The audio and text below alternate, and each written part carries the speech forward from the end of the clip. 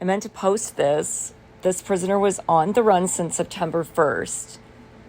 And they caught him this morning in Pennsylvania. You see him right there? That is 400 officers on this, too, for Danilo nearly 2 Cavalcante, weeks. 34-year-old man. He is convicted of murder, wanted for homicide out of Brazil, and was on the run for several days after escaping state prison.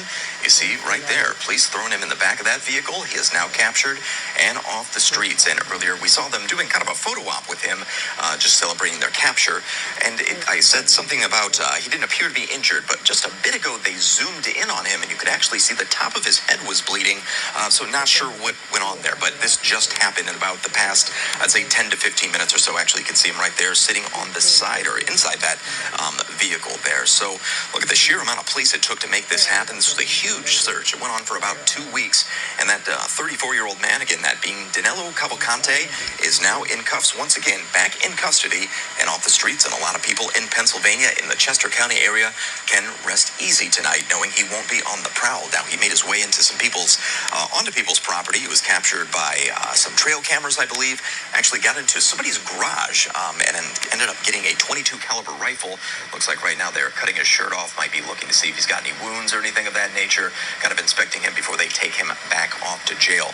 But again, going back to what I was saying, he had gotten into somebody's garage and actually got a hold of a .22 caliber rifle and then ended up taking off. And I had read this morning that that homeowner was able to fire around 7 shots at him as he was on the run, but did not get hit, as far as we know at this point anyway. But he continued on the run, and now, as of this morning, he is off the streets. So a very dangerous person now back in police custody.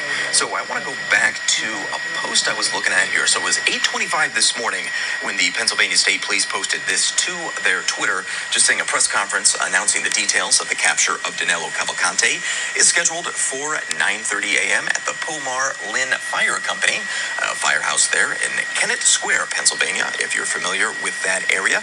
And right now we're looking again at a live look here at a chopper up in the air, watching this all go down. Looks like they're putting a different set of cuffs on him after they kind of, looks like they checked him for injuries. But like I said earlier, they did zoom in on the top of his head, and you could see that he was actually bleeding from the top of his head. So we don't know how that happened and how this all went down exactly, but this is a very fluid and active situation. Well, it's not active in terms of him being escaped anymore, but active in terms of where do things go from here and how did this all happen.